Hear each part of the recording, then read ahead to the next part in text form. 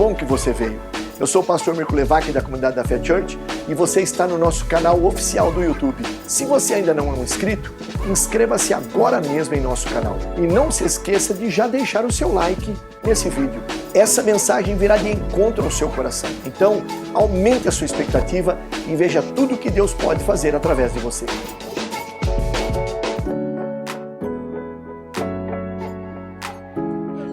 Vamos fechar a ideia de santificação final. Vamos continuar aqui, versículo 5 e 6 de Romanos. Ele diz, porque os que se inclinam para a carne,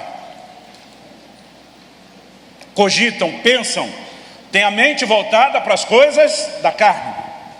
Mas os que se inclinam para o Espírito, das coisas do Espírito. Verso 6, porque o pendor da carne dá para a morte, mas o do Espírito para a vida e paz. Se Romanos 7 não é a teologia da derrota fatídica e inevitável ao pecado, Romanos 8 também não é a teologia da vitória fatídica e inevitável. Onde a Bíblia nos coloca no meio de duas naturezas. Paulo diz, se inclinar para cá, para a carne, deu ruim. Se inclinar para cá, para o Espírito, deu bom. Se inclinar para a carne, morte.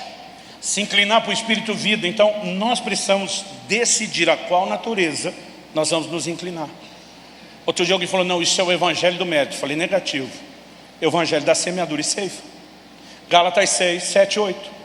Paulo diz, Deus não se deixa escarnecer, tudo que o homem semear, isso também se fará. Ele diz, quem semeia para a carne, da carne vai colher corrupção.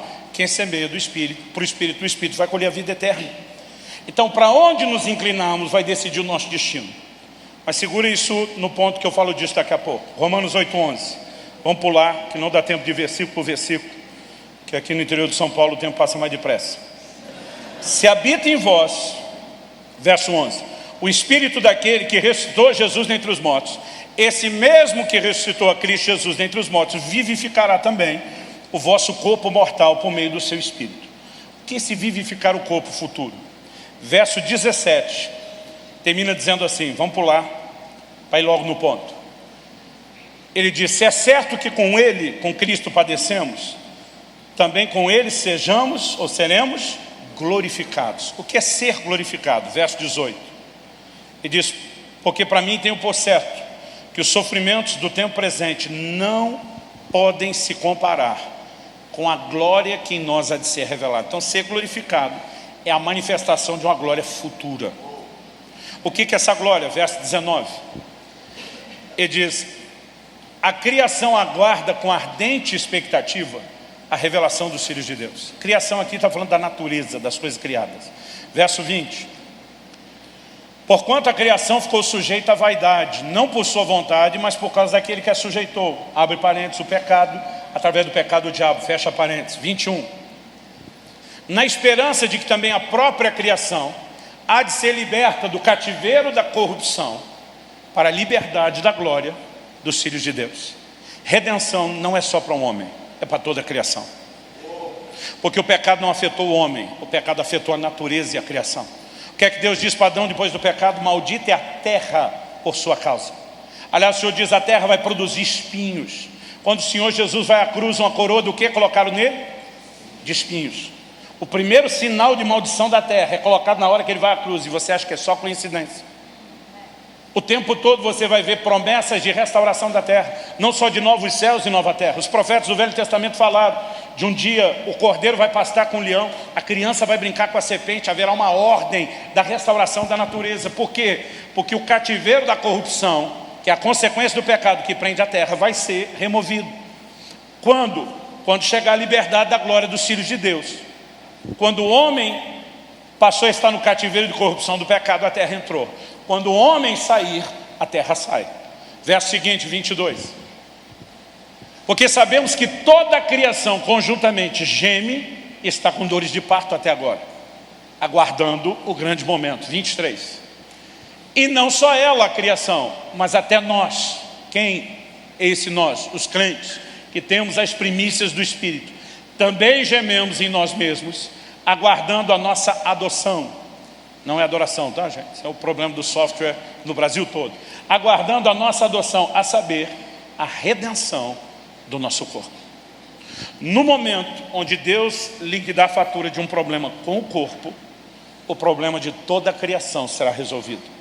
Porque no momento onde o pecado entrou na carne do homem, a natureza foi afetada.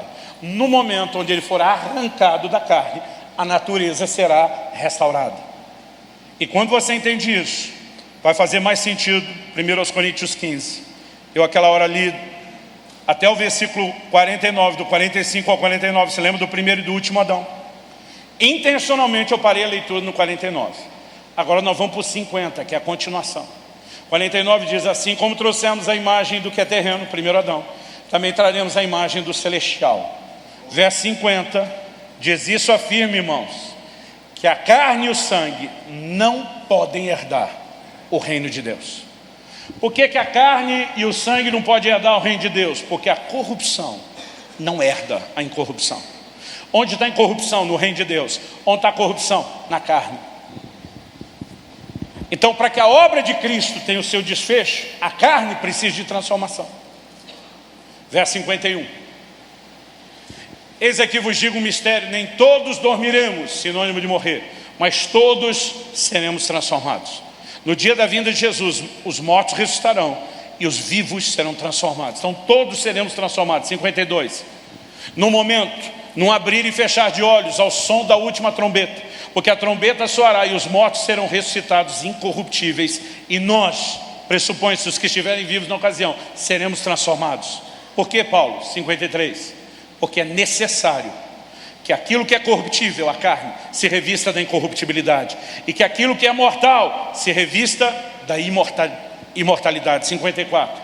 E quando o que é corruptível se revestir de incorruptibilidade, o que é mortal se revestir de mortalidade, então, somente então, não antes, se cumprirá a palavra que está escrita: tragada foi a morte pela vitória. Agora observe o que ele está dizendo. Deus disse para Adão: no dia em que pecares, certamente morrerás. Quando a morte entrou junto com o pecado, a mortalidade entrou com o pecado. Quando a mortalidade sai, quando a corruptibilidade do pecado for arrancada, a mortalidade que entrou com ela, a maldição que afeta a terra sai, e o desfecho será nas nossas vidas e em toda a natureza. Então ele está explicando: vai se cumprir a palavra que está escrita: tragada foi a morte. Então, só então. Em 1 Coríntios 15, 26, ele diz que o último inimigo a ser vencido é a morte. Você lembra que nós lemos Hebreus 10, 13, que diz que Jesus está aguardando até que os seus inimigos sejam colocados debaixo dos seus pés? Pois bem, 1 Coríntios 15, 26 diz que o último inimigo a ser vencido é a morte. Um dia um rapaz falou para mim: mas pastor, Jesus não venceu a morte quando ressuscitou? Eu falei: a dele. A nossa vai vencer quando nós ressuscitarmos. E nesse momento, vamos para o versículo 55, nós temos o desfecho da redenção. Agora Paulo começa a tripudiar em cima da morte. Onde está a morte, a tua vitória? Onde está a morte, o teu aguilhão? Eu brinco que a tradução da Bíblia na linguagem de hoje, do pastor Luciano Santos Subirá, minha própria versão street, que é mais descolada, Paulo diz assim: perdeu, morte. No 56 ele diz: o aguilhão da morte é o pecado, e a força do pecado é a lei. Por que diz que o aguilhão da morte é o pecado? No dia em que pecardes, certamente morrerás. Romanos capítulo 5, por meio de um só homem entrou o pecado no mundo, através do pecado a morte, e a morte passou a todos os homens. O verso 56 é o resumo do Evangelho. O aguilhão da morte, ou a força, da morte, é o pecado, e a força do pecado é a lei. Ah, pastor, então aqui ele está dizendo que a lei é ruim. Não, a lei realçou uma natureza pecaminosa e a nossa incapacidade de obediência. Então Paulo escreve aos Romanos e diz: se não houvesse uma lei dizendo não faça, eu não conheceria o pecado que está em mim, a vontade de desobedecer. É aí que você vai entender Paulo aos Gálatas dizendo que a lei serviu de um aio para nos conduzir a Cristo, porque ela não mostrou que a gente só precisava de perdão do que já tínhamos feito de errado. A gente precisava de mudança de natureza, porque senão nunca conseguiríamos fazer certo. E é depois de falar isso tudo que vem o grande finale do verso 57. Mas graças a Deus que nos dá vitória por intermédio de nosso Senhor Jesus Cristo. Aqui não é vitória circunstancial, como alguns acham. É a vitória das vitórias. É um grande desfecho, onde o cerne dessa natureza pecaminosa finalmente será arrancada da nossa carne e uma transformação plena vai acontecer. Quem está entendendo, diga amém. Amém. Então, na santificação inicial, nós somos livres da condenação do pecado. Na santificação progressiva, nós somos livres do poder do pecado. Já vou falar disso. E na santificação final, nós seremos livres da presença do pecado. Alguém disse que a santificação inicial é o resultado do encontro com Cristo. Mas santificação progressiva é a preparação para a vinda de Cristo. 1 Tessalonicenses 5:23 diz: e o Deus da paz vos santifique completamente. Ele diz: e o vosso espírito, e alma, e corpo sejam guardados irrepreensíveis para a vinda de nosso Senhor. Mas a santificação final, ela se dá na vinda de Cristo. Quem está entendendo, diga amém. Então, feita essa pequena introdução,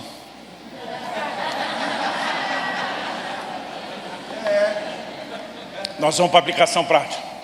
Deixa eu explicar para não te assustar, porque eu sempre faço esse charme na hora que eu vou beber água. É a introdução ao livro que você ganhou. Nós resumimos aqui os primeiros 5 de 20 capítulos. Mas não é a introdução à noite. Aqui nós já estamos com pelo menos 80% rodado. Você tem mais uns minutinhos? Eu gosto de gente prática. Um dia um rapaz chegou para mim, eu ouviu falar disso, falou: pastor, vamos resumir a coisa. Santificação inicial já aconteceu o dia que eu me converti, certo? Falei: certo.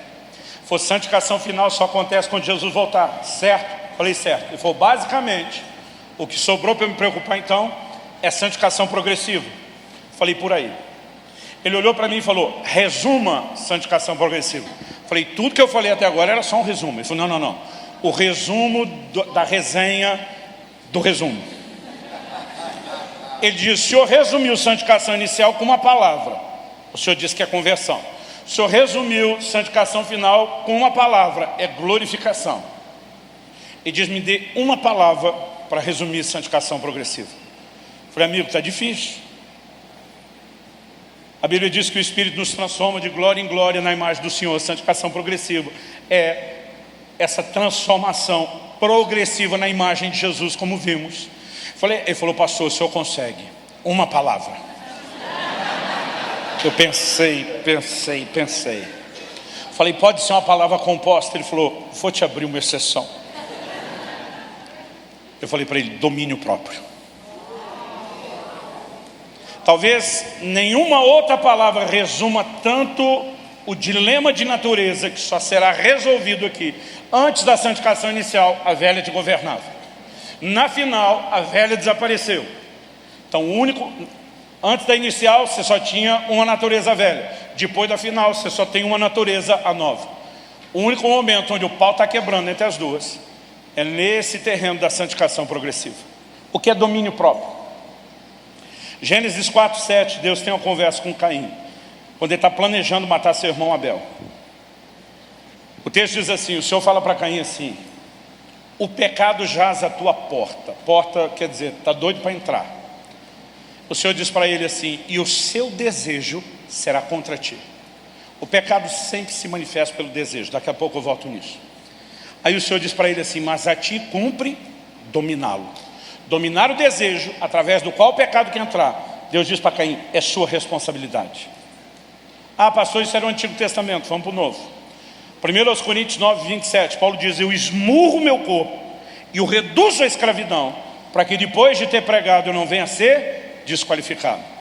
Em cima dessa frase, esmurrar o corpo, que ao longo dos séculos surgiu uma prática muito conhecida, principalmente na igreja romana, por autoflagelação.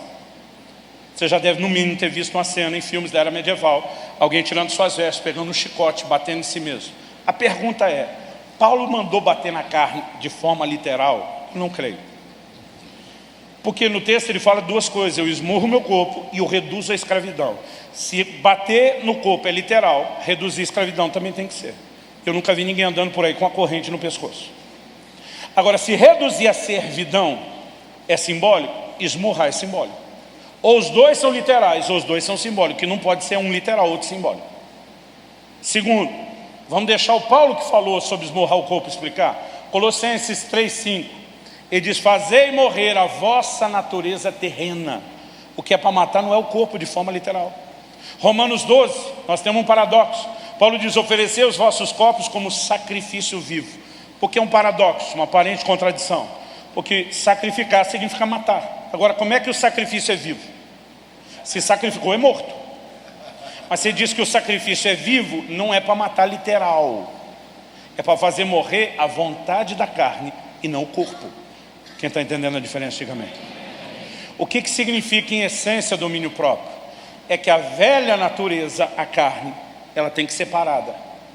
Só que a maioria de nós não tem dificuldade de entender que a carne tem que ser separada.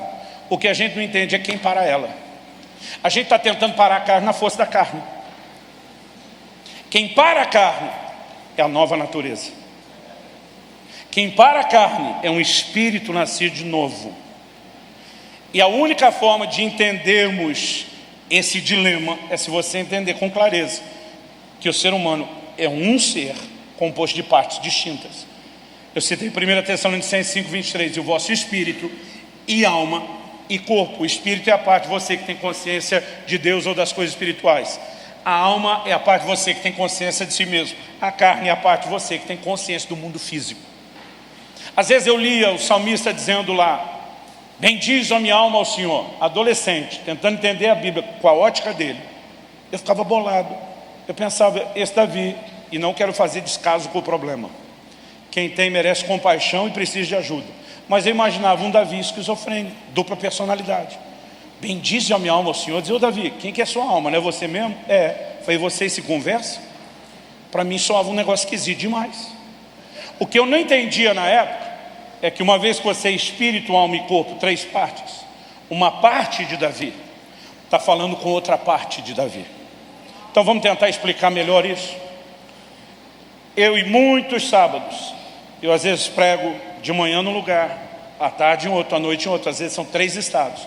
Vira a madrugada viajando, para estar já no domingo de manhã no culto na nossa igreja. Então, irmão, sábado, domingo, é assim daquele pior dia para mim, quando o despertador toca domingo de manhã para levantar. Porque não basta o cansaço das ministrações e da viagem, o pouco tempo dormindo. Na segunda eu me vingo, mas de sábado a domingo é quase sempre um desafio. Aí cheguei no final do ano passado, um desses dias que eu tive vários eventos em estado diferente, viajei à madrugada, tinha dormido umas 4 horas no máximo. Quando toca o meu celular com o despertador e eu estendo a mão para desligá-lo, só ter tirado a mão para fora da coberta, meu braço quase congelou. De tanto frio que eu senti no braço, a hora que desliguei o despertador, eu olhei a temperatura, 3 graus. Estava frio. Nessa hora eu descobri um complô da minha carne e da minha alma. A carne dizia, você é louco de sair debaixo dessa coberta? De tirar um pedaço do braço, você não estava aguentando o frio, quer dizer tirar o corpo todo. A alma começa, porque a alma é a sede dos seus sentimentos. Olha o barulhinho de chuva, irmão. Aquele clima cinza, tipo curitibano. A chuva caindo lá de fora. Você olha o barulho de chuva, isso é para ninar a alma de adulto, não é de criança. Vem aquele sentimento, ninguém aguenta o seu ritmo, tem que descansar. E eu percebi que tinha um complô entre a carne e a alma, ninguém queria sair da cama. Quando o meu espírito percebeu isso, foi a hora que ele bradou, alto lá! Quem foi que disse, vocês mandam alguma coisa aqui? E foi nessa hora que eu tomei a decisão. Bendize a minha alma ao Senhor. Eu estava dizendo, vai sair daqui. Eu falei, carne, você cala a boca, rasteiro, vem todo mundo para a igreja adorar a Deus. Sabe o que significa domínio próprio? Que você não tem que sentir. Você faz as coisas por disciplina. Você está entendendo isso? Outro dia eu falei, bom, por que você foi na igreja?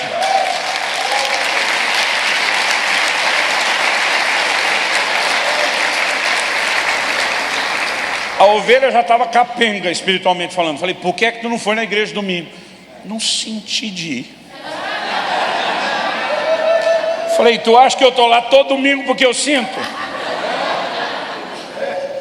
Falei, eu não abro a boca para reclamar, mas minha mulher conhece minha cara. Pergunta para ela, qual é a média dos domingos que eu estou empolgado para ir, dos que não, principalmente domingo de manhã. Esse rapaz olhou e falou, pastor, o senhor não sente vontade de orar todo dia? Falei, claro que não. O senhor não sente vontade de ler a Bíblia todo dia? Falei, claro que não. Ué, então o senhor não lê? Falei, não falei isso. Eu não preciso sentir vontade. Eu faço porque eu tenho que fazer. Isso se chama disciplina espiritual. Agora, sabe qual é o problema? Tem uma molecada confundindo as coisas. Quando você começa a falar das disciplinas espirituais, envolve vida de oração, meditação na palavra, devocional, adoração, jejum, eles começam a te criticar dizendo, evangelho do mérito. Outro dia um falou para mim, parece que você está querendo merecer algo. Eu falei, você está maluco? A definição bíblica de graça é favor imerecido. Não tem nada que eu possa fazer que vai me tornar merecedor. Ele olhou para mim com a cara assim, de quase que me chama de idiota. Falei, então por que você se dedica tanto? Falei, porque ele merece, cabeção. Não é porque a minha dedicação não me fará merecedor que o meu Salvador não merece o melhor de mim. São duas coisas completamente distintas. É sério, tem hora que dá vontade de olhar bem no olho de um e dizer, alô? Gente, um rapaz outro dia falou para mim, é que o senhor ainda não teve a revelação do amor incondicional. Falei, me elucide. Ele olhou para mim e falou, nada que você fizer de bom vai fazer Deus te amar mais. E nada que você fizer de ruim vai fazer Deus te amar menos. Falei, essa é a grande revelação. Ensinei isso para o meu filho quando ele tinha 11 anos de idade. E não estava nem falando de Deus, estava falando de mim. O menino chegou da escola, não conseguia manter contato visual, baixava os olhos. Não conseguia falar, porque a voz, as mãos e as pernas estavam trêmulas. Naquela época do bimestre, que é para trazer boletim escolar para casa. Não precisava de revelação. Falei para Israel, por acaso você tem um boletim com nota vermelha aí dentro? Deus te mostrou, pai. Falei, não, criatura, você mesmo. A psicologia chama isso de linguagem corporal, não tem revelação aqui não. Mas eu tentava conversar com Israel, eu não conseguia. Estava com medo de mim. Eu falei, para tudo, piá. Eu falei, olha para mim, olha no meu olho. Ele olhava, abaixava e dizia, olha, fica aqui, segura aqui. A hora que ele conseguiu segurar o olho, eu falei, eu amo você. Ele falou, eu sei. Eu falei, você sabe, mas não entende. Eu falei, um dia talvez você vai entender, mas preste atenção que eu vou tentar te explicar. Eu falei para ele, eu não te amo pela sua performance. Eu não te amo pelo que você faz. Eu te amo pelo que você é. Você é meu filho, piá. Acabou. Olha eu copiar de novo. São Paulo, mente paulista. Eu falei, eu te amo, guri. Não, guri é Rio Grande do Sul. Eu te amo, garoto. Menino, como é que é mesmo aqui, gente? Me criei aqui, já não lembro. Eu te amo, menino. Não pelo que você faz. Eu te amo pelo que você é. Olhei para ele e falei, nada que você fizer de bom vai fazer eu te amar mais. Nada que você fizer de ruim vai fazer eu te amar menos. Meu amor por você é incondicional. Gente, eu nunca mais vou esquecer. Abril de 2010. Poxa, já no primeiro bimestre. O boletim escolar. Então foi isso mesmo. Abril de 2010. A cara de desespero que ele estava vai mudando para uma cara de alívio. Mas rápido. Esse negócio está vivo na minha memória. Mas com a mesma velocidade que mudou de cara de desespero para alívio, de alívio foi mudando para uma cara malandra. Ele não precisou verbalizar, eu sabia o que ele estava pensando. Então, se nada que eu fizer de bom faz você me amar mais, e nada que eu fizer de ruim faz me amar menos, por que é que eu vou me preocupar com a conduta ou o comportamento? Eu falei, mas antes de você verbalizar essa bobagem, você está pensando, eu falei para ele, se você quiser me agradar, a conversa é outra. Eu falei, nem eu. Se você quiser agradar a senhora, sua mãe, que nunca tirou uma nota ruim na vida, e que é a pedagoga da casa, você vai ter que se preocupar com o seu comportamento. Por que eu estou fazendo essa distinção? A Bíblia tem a doutrina do amor incondicional de Deus? Tem. Mas também tem a doutrina de agradar a Deus, que as pessoas estão fingindo que não existe. João 8,29, Jesus falando do Pai diz, eu faço tudo o que lhe agrada. Segundo aos Coríntios 5,9, Paulo diz, nós nos esforçamos para lhes ser agradáveis. Hebreus 11,5 diz que Enoque alcançou o testemunho de ter agradado a Deus.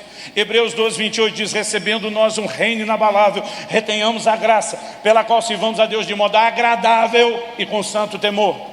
Hebreus 11,6, sem fé é impossível agradar a Deus. Romanos 8,8, os que estão na carne não podem agradar a Deus. 1 Tessalonicenses 4,1, finalmente, irmãos, como vos exortamos no Senhor e agora testificamos a respeito da forma como vocês devem andar e agradar a Deus. Está lá o tempo todo na Bíblia.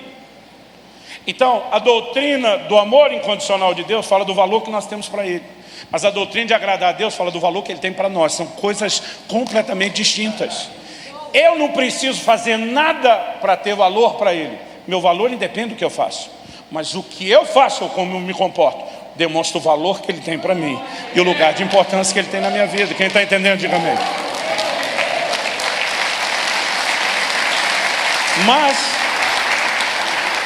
A teologia de um versículo, de uma página só da Bíblia está trazendo problema. Porque quando as pessoas começam a pregar meias verdades, eu repito, elas estão pregando meias mentiras. Então, o que são as disciplinas espirituais? Não é algo que a gente faz para merecer nada. Mas lembra que eu falei que Paulo colocou a gente aqui e diz: a inclinação para a carne, morte. O pendor para o espírito, vida. Então, para onde você inclina ou pende, determina quem vai estar no controle. Vamos explicar isso um pouquinho melhor. Em Mateus, no Evangelho de Mateus, no capítulo 26, lá a partir do versículo 39, Jesus chama os discípulos para orar e por 3 vezes eles dormem. Eles não conseguem orar com Jesus no Getsêmanis. Lembra disso? Jesus diz assim: o espírito na verdade está pronto, mas a carne é fraca. Em 26 anos de ministério pastoral, pouquinho mais já está fazendo, eu não sei te dizer quantas confissões de pecado eu ouvi nesses anos. São milhares e milhares e milhares e milhares. Quase sempre que um crente vai confessar que tropeçou, que fez algo errado, ele normalmente começa preparando a notícia, tipo o gato subiu no telhado. Dos que vão preparar a notícia, que já é a maioria vem com o mesmo versículo. E às vezes o cara vem estilo pregador: já dizia a Sagrada Escritura, a carne é fraca. Aí eu olho para uns e digo: mas no seu caso parece que ela é forte. Que isso, pastor? Digo: ela está ganhando todas, por que você vai chamar de fraca? Ele fala: não, Jesus chamou ela de fraca. Eu falei: não tinha nada a ver com o que você está falando. Os discípulos não conseguem orar, buscar Deus. Jesus diz: o espírito na verdade está pronto. Pronto para quê? Para buscar Deus. Mas a carne é fraca, ela se indispõe para buscar Deus. Por isso vocês estão dormindo. Gente, algo que nós precisamos entender: a carne sabe que as disciplinas espirituais, incluindo a oração, significa morte para ela. E ela vai ativar um instinto de sobrevivência. Aí você acha que os discípulos dormiram só de cansado. Vamos dar um exemplo aqui. A maioria, se não for todo mundo, a grande maioria aqui, sabe o que é passar não uma, mas algumas noites em claro. Não vou nem falar diante da conversão, as baladas e as festanças. Vamos pensar na diversão do crente. Não vamos nem mexer no passado. É gente que vira à noite assistindo filme ou maratona de seriado. A nova geração jogando videogame. Tem todo tipo de... Gente, eu já virei muita noite trabalhando, viajando, escrevendo. Mas não posso dizer que a maioria foi pelo nobre motivo do trabalho. Eu sou desses notívagos, troco a noite pelo dia fácil. Então não importa se é para trabalhar ou para divertir. Já fiz isso várias vezes. Agora, tem gente que é para assistir jogo, luta do outro lado do mundo, de madrugada, não sei. Tem gente que tem todo tipo de gosto. Um dia uma senhora da igreja falou: pastor, eu não posso saber de um velório que eu vou lá passar a noite conversando. É sério, a mulher falou assim: não preciso nem saber quem morreu ou é a família do morto. Só achar um lugar para passar a noite conversando. Falei: meu Deus, tem gosto para tudo. Mas o ponto não é esse. O ponto é, a maioria de nós já gastou noites em claro. Aí o pastor Mirko vem anunciar aqui: gente, já tal, nós vamos ter uma vigília de oração. O crente diz: não consigo orar porque eu durmo. Eu tenho vontade de dizer: miserável, por resto fica acordado. E na hora de orar tem sono. Tem, ele não está mentindo. Um dia desse encontrei um senhor de uma outra cidade que eu preguei. Ele falou: pastor, sofri por anos de insônia. Ele falou: uma insônia que o senhor não tem noção. Não tinha faixa preta, remédio de faixa preta que me fazia dormir. Até que eu descobri o santo remédio. Eu acho legal quando vocês riem na primeira, porque eu não entendi o santo remédio. Não entendi o jogo de palavras na hora. Eu falei: qual é o santo remédio? Ele falou: o santo remédio. Eu falei: continuo não entendendo. Ele falou: pastor, é começar a ler a Bíblia e orar. Durmo que nem uma criancinha. Eu olhei para a esposa dele achando que estava brincando. Ela disse: é verdade. Irmão, vai falar sério, nem faixa preta fazia o abençoado dormir. Mas ler a Bíblia e orar faz. Porque no momento que você começa a se envolver com as disciplinas espirituais, a carne ativa o instinto de sobrevivência. É como se ela dissesse: corre e some daí. Gente, você já percebeu que às vezes você está orando e você não sabe como daquele lugar profundo em Deus você vai pensar tanta bobagem de distração? Eu lembro de um culto que a gente estava assim na adoração, eu estava lá nas galáxias.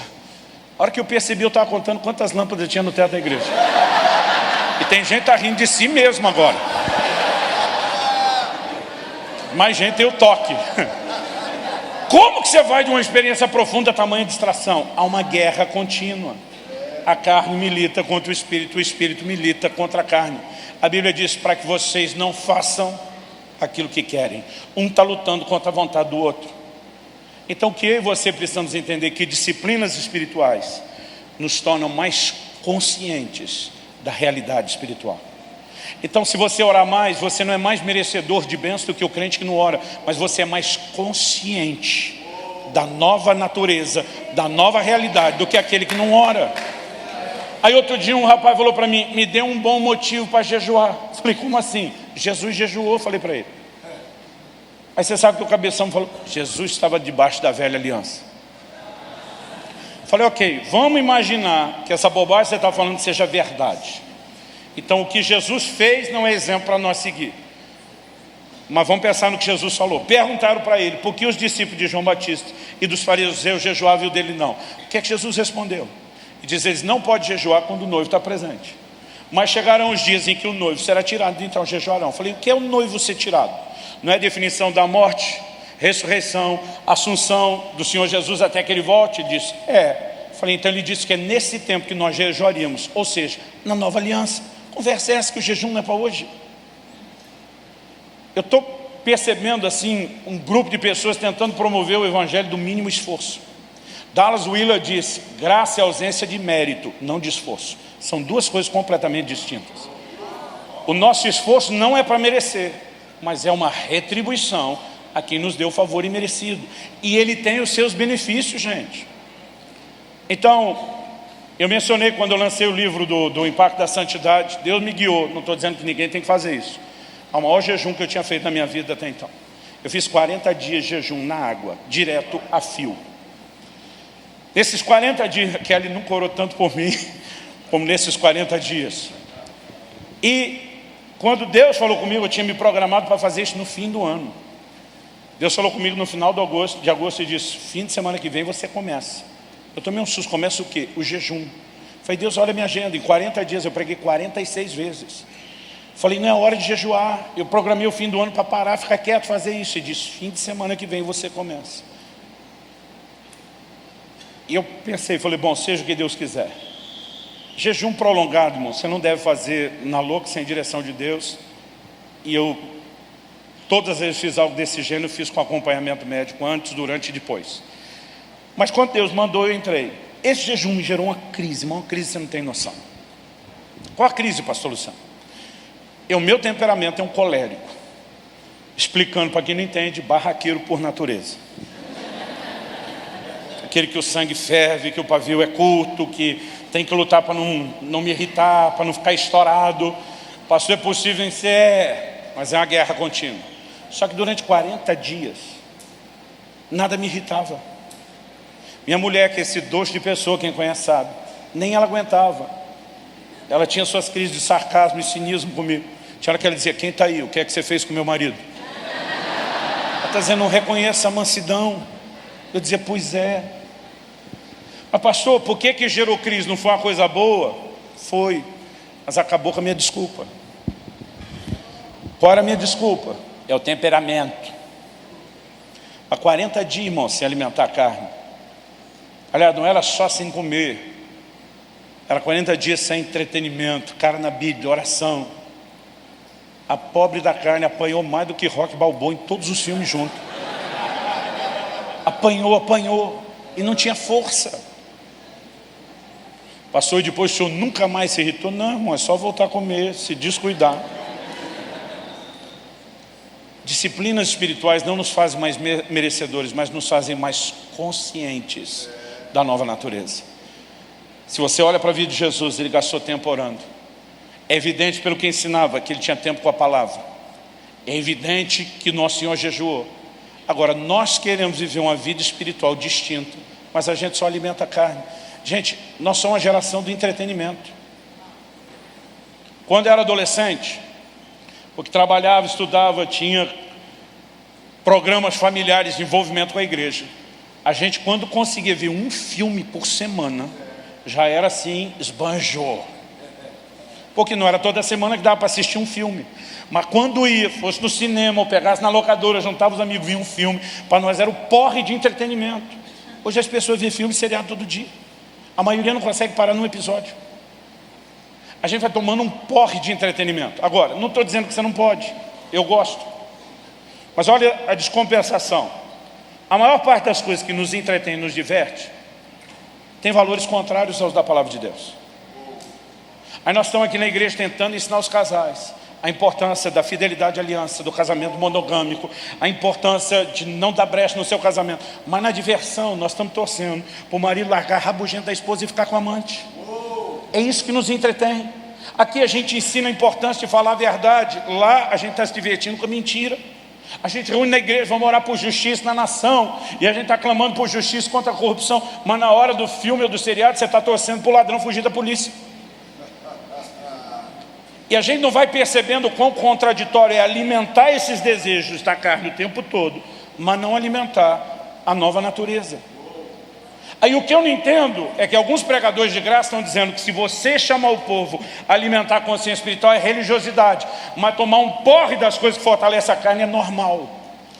Aí você olha e diz, e por que tem essa vidinha medíocre espiritual? Que não reflete Jesus, porque nós não estamos fazendo aquilo que deveríamos. Eu não vim aqui te apontar o dedo, eu não vim jogar pedra em você. Mas se eu falar para você que eu não tomei 3 horas do seu tempo para tentar chocar você, seria mentira. Falando nisso, está quase acabando. Quem me dá mais 10 minutos?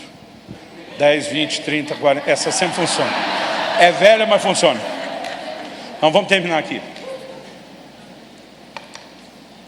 Normalmente, as primeiras vezes que eu pegava um voo, o piloto anunciava assim, entramos em procedimento de descida. Você pensa que o aeroporto está ali, ó. Às vezes o voo tem 50 minutos, ele diz que entrou em procedimento de descida aos 25. Porque depois do platô vai começar a descer. Depois de um tempão ele vai dizer, fecha a mesinha à sua frente, aperte seu cinto, ajuste o assento da sua cadeira. Aí você pensa, agora vai. Aí depois disso eles ainda vão passar recolhendo lixo e demora. Mas nós já entramos em procedimento de descida. O que de prático nós precisamos entender quando falamos domínio próprio? Domínio próprio não é só parar a carne. A pergunta é quem para a carne?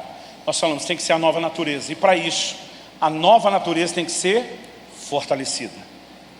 Tem que haver a consciência que é produzida pelas disciplinas espirituais na presença de Deus. Mas além disso, nós precisamos entender que há uma ajuda do alto para vencer o pecado. E é com isso aqui que nós vamos terminar. Primeira carta de Paulo aos Coríntios, no capítulo 10, no versículo 12, diz, aquele que está em pé, cuide para que não caia. Primeira coisa que você temos que entender, vida cristã não é só levantar de um tropeço que já cometemos. É possível não cair. Mais do que só levantar de uma queda. É lógico que a Bíblia diz em 1 João 9, se confessarmos os nossos pecados, Ele é fiel e justo para nos perdoar. Não estamos negando que tem perdão para quem pecou. Mas em 1 João 2:1, logo depois ele diz, amados, essas coisas vos escrevo para que não pequeis. Se contudo, todavia, entretanto, no entanto, apesar disso, alguém ainda pecar, temos um advogado junto ao Pai. Mas a ideia é não pecar. Porque tem gente que só consegue conectar graça com pecado cometido. Outro dia eu estava falando de não pecar. Aí o camarada chegou para mim e falou assim, o senhor nunca leu lá na Bíblia que onde abundou o pecado, superabundou a graça? Eu falei, li, mas parece que você não leu o que vem depois. Paulo pergunta, então nós vamos pecar mais para ter mais graça? Ele diz, claro que não. Porque uma coisa é a graça que vem nos buscar quando a gente já estava caído. Nessa fase ela não tem outra coisa a fazer, não ser nos levantar. Mas depois que nos levantou, essa graça que nos levantou nos ensina um comportamento diferente. O texto do Novo Testamento que mais retrata a graça em vez da lei é quando a mulher é pega em flagrante adultério. De acordo com a lei de Moisés, ela tinha que ser apedrejada. A turma veio experimentar Jesus, e aí? Moisés mandou apedrejar, o que o Senhor diz? Ele vira para a galera e diz, quem está sem pecado começa. A Bíblia diz dos mais velhos para os mais novos, a turma foi tudo vazando. A Bíblia fala de Jesus escrevendo no chão, na areia. A Bíblia não diz o que ele escreveu. Mas eu imagino, com a minha imaginação santificada pelo Espírito Santo, ele escrevendo discórdia. E alguns estão olhando. Ira, raiva, maledicência, quase como quem diz, hashtag fica a dica. provavelmente ele não escreveu adultério. Mas o resto, a turma foi sendo, sobrou só Jesus. Jesus tinha pecado? Não. Jesus podia apedrejá-la? Pela lei de Moisés, sim. Ele olha para essa mulher, e aqui nós vemos graça, e diz: nem eu te condeno. Eu poderia, eu escolho te perdoar. Aí sim passou essa graça. Não terminou. Aí Jesus diz: vai e não peques mais. Porque a mesma graça que não te condena pelo pecado já cometido, te ensina a não pecar mais. Tito capítulo 2, de 11 a 13, em 3 versículos, Paulo fala de santificação inicial, progressiva e final. Tito 2,11, a graça se manifestou salvadora a todos os homens, santificação inicial. Removeu a condenação do pecado. Depois diz assim: ensinando-nos que a mesma graça que salva ensina, o que ela ensina? Renegados às paixões, às impiedades mundanas, vivamos no presente século de forma sóbria, justa e piedosa. A mesma graça que te tirou de um pecado já cometido te ensina a não pecar mais. E o verso 13 termina dizendo: aguardando a bem-aventurada manifestação de nosso Senhor e Salvador Jesus, a vinda de Cristo, santificação final. Porque a obra de Deus é um pacote. Eu não posso pegar só a santificação inicial e fazer a doutrina da vida cristã só aqui. Então a graça que me arrancou do pecado aqui, ela me capacita do lado de cá não pecar mais. Então o que o texto diz, projeta lá por favor, 1 Coríntios 10, 12. Aquele que está em pé, cuide para que não caia. Logo depois de fazer essa declaração, ele diz, verso 13: não vos sobreveio nenhuma tentação, senão humana. Diga comigo, tentação humana. Com mais vontade, humana. Na cabeça da maioria dos crentes, pelo menos com aqueles que eu tenho conversado e entrevistado aí em quase 30 anos de ministério, 26 só de pastorado, na cabeça da maioria dos crentes, tentação parece uma coisa infernal, sobrenatural, diabólica, maligna, logo conclui-se imparável. Um dia eu perguntei para um: como é que tu fez uma besteira dessa? Pastor, todas as hordas e hostes do inferno vieram sobre mim. Eu digo: se isso não é teoria da conspiração, o que é? Tem quase 8 bilhões de pessoas no planeta, mas o inferno todo está ocupado só com ele e com mais ninguém. Foi, pastor, era muito capeta, oprimindo, apertando, empurrando, não dava para segurar, não dava, a hora que eu vi, caí. Olhei para ele e falei: então tu é praticamente uma vítima. Você não tem culpa de nada.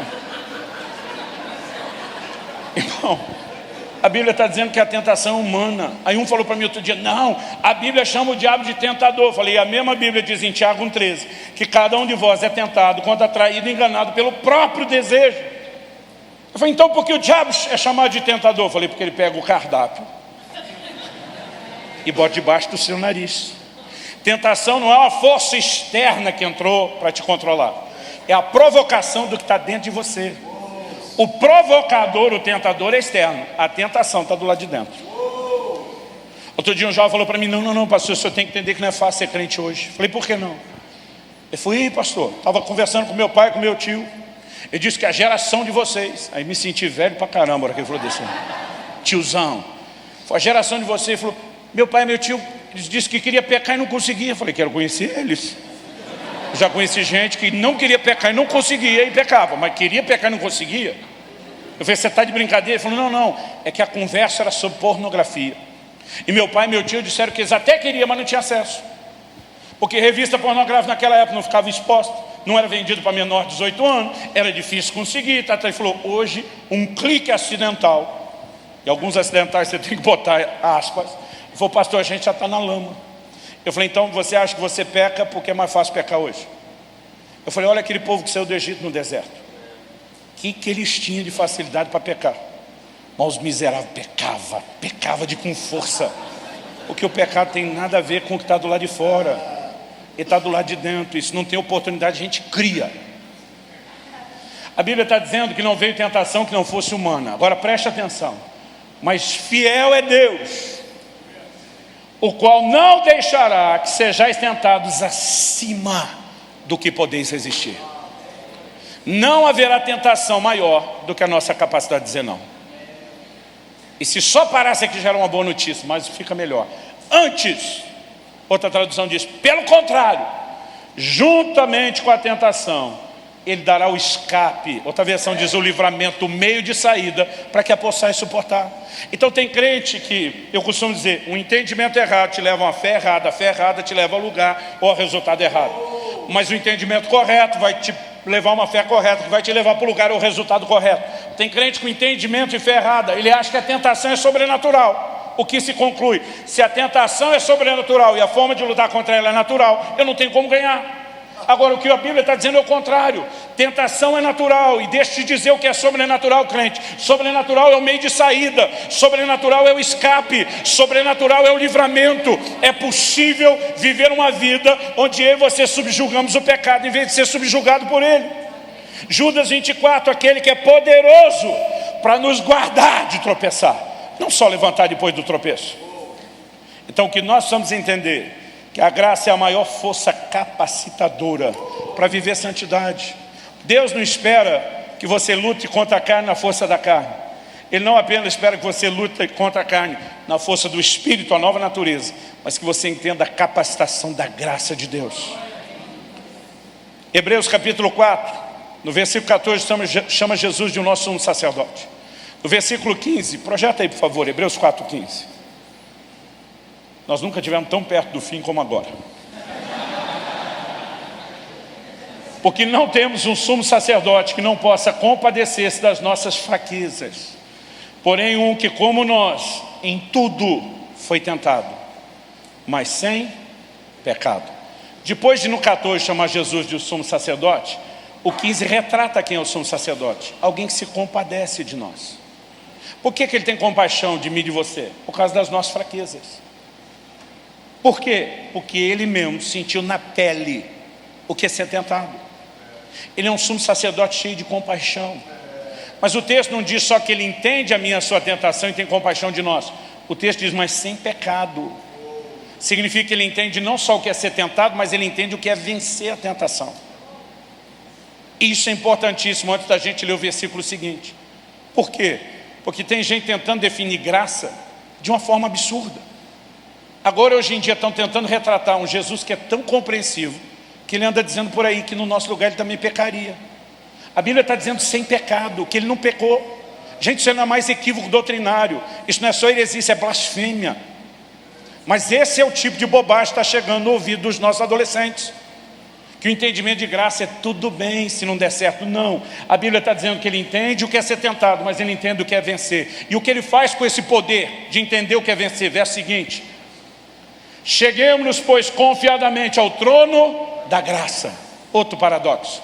Porque trono na Bíblia e na história fala de juízo. Trono era uma cadeira especial, reservada a quem? Reis e governantes. Quando eles usavam ela? Não era para comer o almoço ou a janta. As audiências públicas, para julgamento. Então ele se assenta naquilo, porque desde os povos antigos, a pessoa que ia julgar ficava sentada para mostrar que tinha autoridade. Quem ia ser julgado ficava de pé. Se você ler Êxodo 18, Jetro, o sogro de Moisés, fala para ele, você fica sentado o dia inteiro e o povo de pé. Eu, sem entender esse aspecto cultural, achava que o sogro de Moisés estava chamando ele de folgado, né? Tu sentado, o povo de pé. Ele está dizendo, ei, você está julgando sozinho. Agora, a Bíblia diz que esse trono não é um trono de julgamento, é o trono da graça. Você não vem diante desse trono para ser julgado, você vem diante desse trono para ser ajudado, socorrido. Então o que o texto diz, acheguemos-nos confiadamente ao trono da graça, para que recebamos o quê? Misericórdia, achemos graça, a fim de sermos socorridos no momento oportuno. O trono é ajuda. Só que porque a maioria de nós conecta a graça só a pecado cometido, a gente não entende que o tempo oportuno é o quê? O verso anterior está falando da nossa tentação. Aí diz, ele se compadece de você, ele entende o que é vencer, então vai buscar ajuda dele, ele quer te socorrer a tempo. O que é a tempo? Antes de pecar e não só depois. Há uma graça para não pecar, mais do que só ter o perdão depois. Graças a Deus que tem perdão se a gente não conseguiu vencer. Mas o melhor lugar em Deus, querido, muito melhor do que só ser perdoado depois, é viver em vitória sobre o pecado. E a Bíblia nos mostra que é possível viver nesse lugar com a ajuda do alto. Mas qual o nosso problema? A Bíblia diz que eu e você temos que nos chegar com confiança ao trono da graça. Alguns nem têm fé para acreditar que Deus vai socorrê-lo para ele não pecar. E nem se achega ao trono. A gente na prática quer viver como se o trono fosse imóvel, volante, como se ele corresse atrás da gente. Então a gente espera que o trono da graça fique batendo de porta em porta todo dia. Está precisando de graça hoje para não pecar, hoje não, volta amanhã. E a gente não vai atrás. Eu vou te provar que a gente não vai atrás. Jesus nos ensinou uma oração modelo, não há reza, mas é um modelo a ser seguido. Que nós apelidamos, a Bíblia não chama assim, apelidamos da oração do Pai Nosso. Nessa oração nós sabemos que é um modelo de oração diária. Porque Jesus nos ensina a dizer, o pão nosso cada dia nos dê hoje. E amanhã você ora outra vez. E quarta, ora de novo. E quinta, ora outra vez. Então nós estamos falando de uma oração diária. Nesse modelo de oração diária, Jesus nos ensinou a dizer, não nos deixe cair em tentação, mas livra-nos do mal ou do maligno. A maioria dos crentes que eu conheço, pergunto, questiono, entrevisto, não ora para não cair em tentação. O que dizer orar todo dia?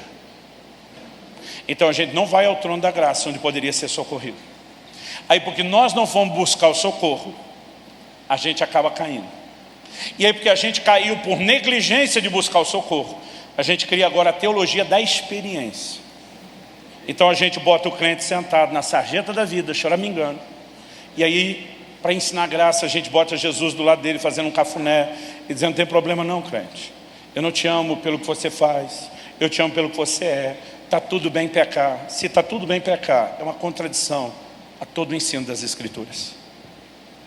Graça é a maior força capacitadora para andarmos em santidade. A Bíblia diz que Deus nos transforma de glória em glória na imagem do Senhor. Não é instantâneo, não é de uma vez. Mas eu posso estar melhor hoje do que estava ontem. Eu posso amanhã estar melhor do que hoje. Depois de amanhã, melhor do que amanhã. Quem crê nisso, diga amém. Amém. Vamos ficar em pé para parecer que está acabando.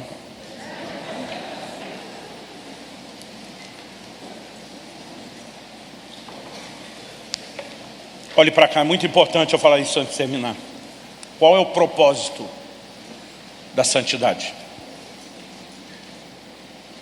Santidade não deveria ser um peso e nem um fim em si mesma. João Bevere, no livro Kryptonita, ele diz que santidade é a ponte para a intimidade com Deus. Eu vou repetir. Santidade é uma ponte para o lugar da intimidade com Deus. Quando Deus criou o primeiro casal e colocou no jardim, você já percebeu que Deus não respeitou nem a lua de mel do primeiro casal? Todo dia Ele ia visitar os dois. Todo dia.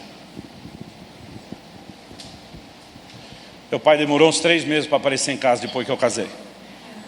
Durante 1 mês, eu não falei com meu filho até que ele me ligasse. Porque a gente respeita essas coisas. Deus não respeitou não. Todo dia ele estava no jardim. Ele está dizendo para os dois, vocês podem festar à vontade, mas não vão me deixar de fora. Eu quero ser parte da vida de vocês. Mas quando o homem pecou, qual é a pergunta de Deus para Adão lá no Éden? Deus não pergunta para Adão, o que é que você fez, cabeção?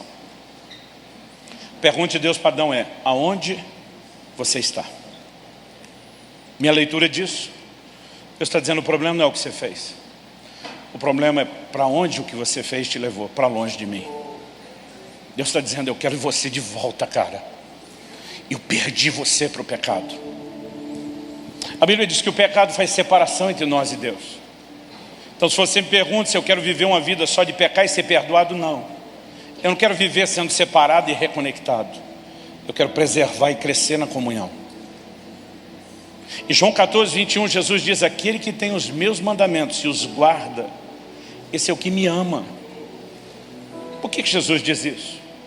Porque a definição bíblica de pecado em 1 João 3,4 é a transgressão da lei. Então qual é o contraponto do pecado, se estamos falando de santidade? Obediência. Jesus disse, se você tem os meus mandamentos e os guarda, você está demonstrando que me ama, que não quer estar longe de mim, que não quer desconectar. Mas não parou aí, Jesus dizia, eu também o amarei. E me manifestarei, me revelarei a Ele. Há um lugar de comunhão tão extraordinário, que não pode ser negociado quando a gente brinca com o pecado. Em 2 Coríntios 6,16, Paulo cita um texto do Velho Testamento, aplicando para uma igreja do Novo, e diz que Deus diz assim, habitarei, andarei entre eles, eu serei o seu Deus e eles serão o meu povo. Portanto, não toqueis em coisas impuras, separai-vos, diz o Senhor, e eu vos receberei. Eu serei para vós pai, e vocês serão para mim filhos e filhas, diz o Senhor Todo-Poderoso. Depois de fazer isso tudo, falar isso tudo, Paulo diz em 2 Coríntios 7:1, tendo, portanto, amados, tais promessas. Quais promessas? Dos 3 versículos anteriores, todas promessas de intimidade, de comunhão. Habitarei no meio deles, andarei entre eles. O que Deus está dizendo? Eu não quero ser um Deus distante, eu quero estar junto e misturado com vocês. Eu serei o seu Deus, vocês serão meu povo, eu vou recebê-los, eu vou ser pai, vocês vão ser filhos. Todas falam de comunhão e intimidade. E diz, tendo, portanto, amados, tais promessas, purifiquemo-nos de toda impureza, tanto da carne como do espírito, aperfeiçoando a nossa santidade no temor do Senhor. O tempo todo, o tom do Novo Testamento é que santidade não é um fim em si mesmo, é uma ponte para a comunhão e a intimidade com Deus. Mas quando eu e você começamos a descobrir a santidade de Deus, nós vamos descobrir junto a falta de santidade que ainda há em nós. Isaías 6, ele tem uma visão de Deus assentado no seu alto sublime trono. Os serafins à volta proclamando santo, santo, santo. A ênfase, o foco está todo na santidade de Deus. Diante daquela revelação, o profeta Isaías diz, ai de mim, eu vou perecer. Porque quando nós entendemos melhor a santidade de Deus, nós começamos a entender a falta da nossa. Agora, quase sempre a percepção da proximidade de um Deus santo parece que o ser humano tem o mesmo sentimento: eu vou morrer, eu vou ser destruído. Anos atrás ouvi uma pregação do meu filho que mexeu muito comigo. Ele dizia, imagina que sua meta de vida fosse aproximar-se do sol. Que de alguma forma hipotética, imaginária, fosse possível. O que você descobriria ao aproximar-se do sol, não precisa se aproximar muito, é que você seria desintegrado por ele. Porque a sua estrutura física, química, sua natureza não suporta a força do sol. A única forma de você poder se aproximar do sol sem ser destruído por ele é se você passasse por uma mudança de natureza ou de estrutura química e física e se tornasse semelhante ao sol. Então você poderia não só se aproximar, mas se fundir com ele. Depois de dar o exemplo que falava tudo, meu filho ainda se deu ao trabalho de explicar. E diz, o sol, no fulgor da sua força, representa Deus no esplendor da sua santidade. E a única razão pela qual ele insiste na mudança da nossa natureza é para que ao nos aproximarmos dele, a gente não seja desintegrado. Porque ele nunca quis nos destruir. Ele quer nos desfrutar, nos usufruir, vamos dizer assim. Na hora que Isaías diz, ai de mim, eu vou morrer, um anjo vem, pega uma brasa do altar e toca ou tosta a boca do profeta e diz, tua iniquidade foi tirada. O que é que Deus está dizendo? Ô cabeção, não mostrei seu pecado que eu queria te destruir, só dei o diagnóstico que eu tenho cura e restauração para você. Eu estou mostrando que o pecado é um problema a ser eliminado, não para te manter longe de mim. Vamos nos livrar do que impede, e aí eu tenho você. Quem está entendendo? Agora ainda há brasa nesse altar a minha, à sua disposição.